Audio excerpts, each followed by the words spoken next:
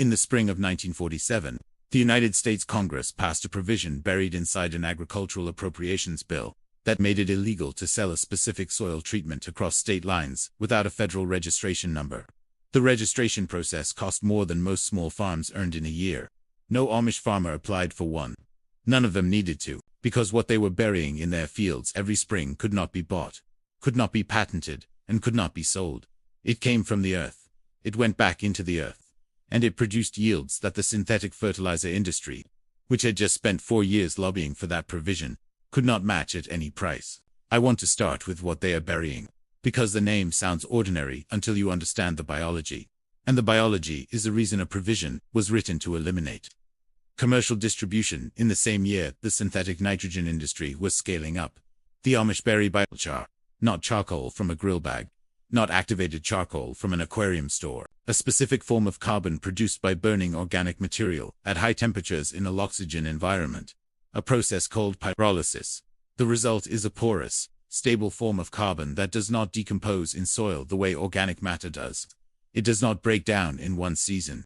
It does not break down in 10. Archaeologists have found biochar incorporated into agricultural soils in the Amazon basin that is 8,000 years old and still biologically active. 8,000 years. In the ground. Still functioning. The Amish in Lancaster County and Holmes County do not call it biochar. They call it Schwarzerde, black earth, the same name that 18th century European agronomists used when they documented its use in the Rhine Valley communities. The same name that corresponds directly to what soil scientists now call terra preta, the deliberately constructed black earth soils of pre-Columbian Amazonia. Every civilization that ever achieved long-term agricultural productivity on the same land independently arrived at the same practice. Bury carbone, the Amazonian peoples, the Rhine Valley farmers, the Korean agriculturalists, the West African yam cultivators, the Amish of Pennsylvania and Ohio. The mechanism they discovered is the same mechanism that the JOURNAL Nature documented in a 2006 meta-analysis covering 196 peer-reviewed studies. Average crop yield increase from biochar soil amendment across all study sites and all crop types. 39%. 39%. From burying carbon. From a material that every farm that burns anything generates as a byproduct. From a process that costs nothing beyond the labor of digging. The 1947 provision did not target biochar by name. It targeted what was commercially sold under names like activated soil conditioner, carbon amendment, and mineral charcoal blend, products that small agricultural supply companies had been selling to farmers across the Midwest since the 1920s. The registration requirement did not ban those products. It simply required a federal registration number that cost between $800 and $1,200 to obtain, at a time when the average small farm in America generated under $2,000 in annual cash income. The companies that could afford registration were those that had just invested in synthetic nitrogen production, converted from wartime munitions manufacturing. The companies that could not afford it sold agricultural charcoal. Those companies were gone within 5 years. The Amish were not affected. They had never bought what those companies sold. They had been producing their own and burying it themselves for centuries. They did not cross state lines to sell it. They did not need a registration number to dig a hole in their own field. The 1947 provision eliminated their commercial competition, but could not touch their practice, though the practice survived, and the knowledge of why it worked survived with it, passed from farmer to son, at the edge of a field in the early morning. Let me tell you about a man named Eli. Eli is 67 years old. He farms 112 acres in Tuscarawas County, Ohio. His family has farmed the same land since 1841. That is 6 generations of continuous cultivation on the same soil. When I asked Eli what his soil looked like in 1887, he showed me a county soil survey describing moderately productive glacial till. The surveying agent's assessment was that the land would require significant amendment to achieve reliable crop production. I asked Eli what his soil looks like now. He handed me a soil test report from the previous autumn. The organic matter content was 6.8%. His cation exchange capacity, the measure of a soil's ability to hold nutrients, was more than double the county benchmark. His water infiltration rate was 4 times the rate his neighbor's field measured the same week. The soil absorbs water like a sponge, and his microbial biomass was off the upper end of the laboratory's standard reporting range. The lab technician had written a note in the margin. She said she had not seen numbers like this outside of old-growth forest soil. 183 years of continuous agriculture. Soil that performs like a forest. Not because the Amish do nothing to it. Because of what they specifically bury in it every spring. Here is the mechanism, and this is the part that did not appear in mainstream soil science literature until 2006, and that the fertilizer industry spent 20 years attempting to characterize as marginal and inconsistent, despite the fact that their own internal research had confirmed it in the 1980s. Biochar does not feed plants the way fertilizer does. It does not supply nitrogen or phosphorus or potassium in soluble form that roots can absorb directly. Applied to soil with no other amendment. Raw biochar shows modest or sometimes negative short-term yield effects because it has not yet been charged, and because its high carbon-to-nitrogen ratio can temporarily immobilize soil nitrogen as microorganisms colonize its surface. This is the finding that the fertilizer industry's researchers emphasized repeatedly in their published critiques of biochar in the 1990s and early 2000s. Applied alone, immediate yield effects are inconsistent. Therefore, the technology is unreliable. Therefore, farmers should not use it. Therefore, they should keep buying what the industry sells. What those critiques consistently omitted, and what the 2006 Nature meta-analysis documented across 196 studies, is what happens to biochar after 1 season, 2 seasons, 5. The porous structure of the biochar particle, with a surface area of 200 to 500 square meters per gram at the microscopic level, becomes colonized by the same beneficial soil microorganisms that the 3-stage Amish compost system introduces in such abundance. Those organisms establish permanent residence inside the char particle. They are protected from desiccation and from the disruption of tillage. They reproduce. They build networks. And they transform the char particle from an inert carbon structure into a living biological habitat that persists in the soil for centuries without degradation. The Amish understood this not through soil science but through observation over generations. They do not apply biochar alone. They apply it charged, mixed with finished compost at a ratio of approximately 1 part biochar to 4 parts compost. By volume before incorporation into the field, the compost inoculates the char with the biological community it needs to function immediately. The char provides the permanent housing that allows that biological community to persist through conditions that would otherwise reduce or eliminate it. Drought, tillage, freezing. The organisms inside the char matrix survive, what organisms in unprotected soil do not. The result is a soil amendment that improves in performance over time, rather than degrading. In the first season, the charged biochar delivers the biological benefit of the compost it was mixed with. In the second season, the char's established biological community begins producing the full suite of effects that make it more valuable than compost alone. Improved water retention, because the char matrix holds moisture available to root systems during dry periods. Improved nutrient cycling, because the biological community inside the char is continuously transforming organic matter into plant-available nutrients. Improved soil structure, because the char particles themselves act as aggregation nuclei, around which stable soil crumbs form.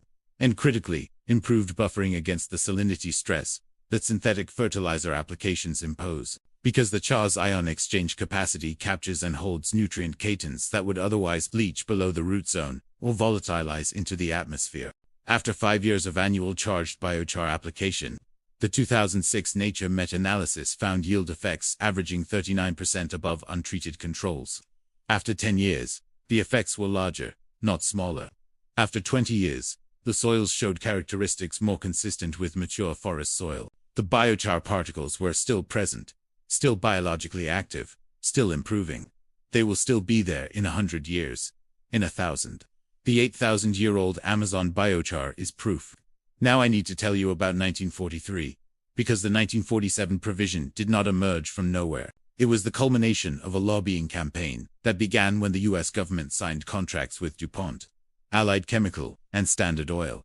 They converted wartime synthetic ammonia production capacity to peacetime agricultural nitrogen fertilizer production. The Haber-Bosch process had been used since 1913. By 1943, American munitions plants were producing synthetic nitrogen at a scale that dwarfed anything the pre-war fertilizer industry had imagined. When the war ended, those plants needed a market. The market was American agriculture. The sales pitch was yield. The obstacle was everything that had been working before synthetic nitrogen: cover crop seed, green manure systems, legume rotation, and biochar. All of these provided soil fertility without purchase. All of them were obstacles to the adoption of a purchased input. They were targeted by the modernization of American farming practice between 1945 and 1955. The 1947 provision targeting commercial carbon sales was one instrument.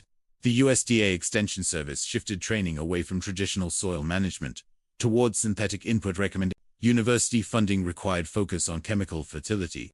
The FHA Farm Loan Program offered preferential terms to farms using modern input-intensive methods.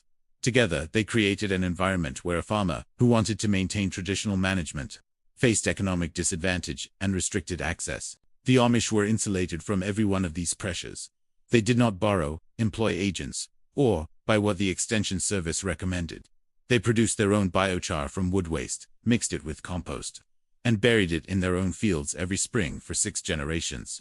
Soil that a laboratory technician in 2023 could not distinguish from old-growth forest. Here is how you make biochar starting this season. The process is pyrolysis, thermal decomposition of organic material in a low-oxygen environment. The simplest implementation, at the household or small farm scale, is the top-lit updraft retort. Known in biochar communities as a tlud, you need a metal container with a tight-fitting lid.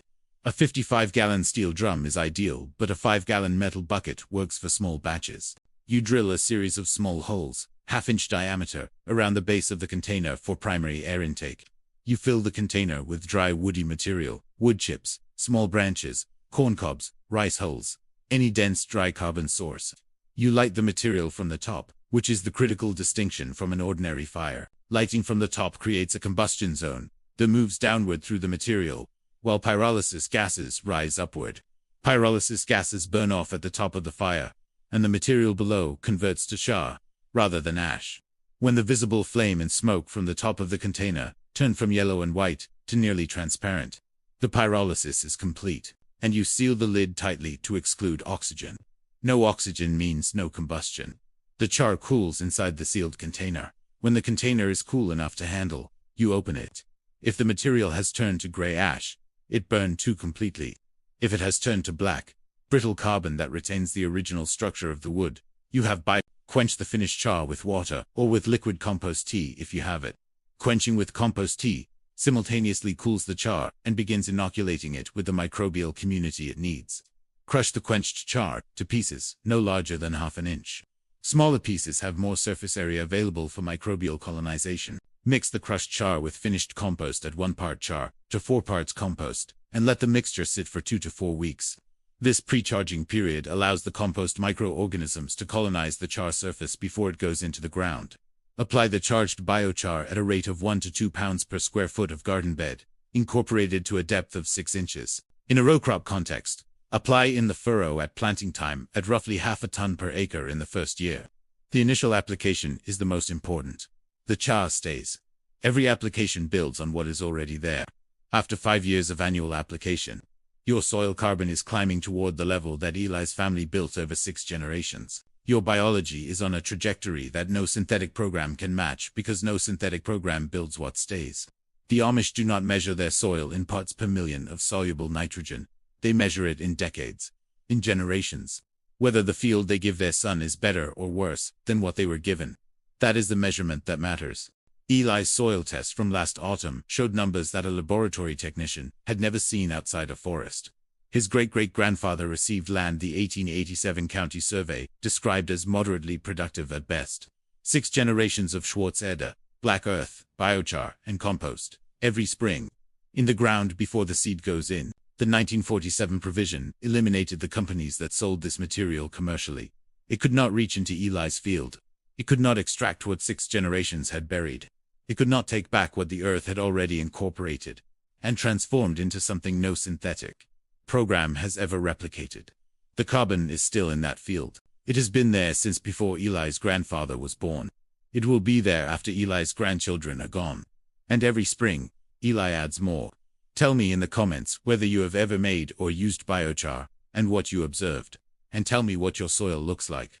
Dark and crumbly and alive, or pale and compacted and dependent on what you add, because that description tells you which system has been managing your land and what it would take to change the trajectory.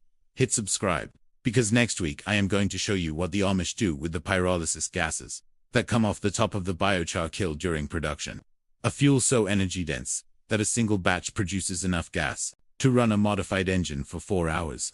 And the federal permit that allows any American to legally capture and use that gas has been sitting in the Code of Federal Regulations since 1978, with almost no one knowing it exists. The energy industry knows it exists. That is why almost no one else does. I will see you there.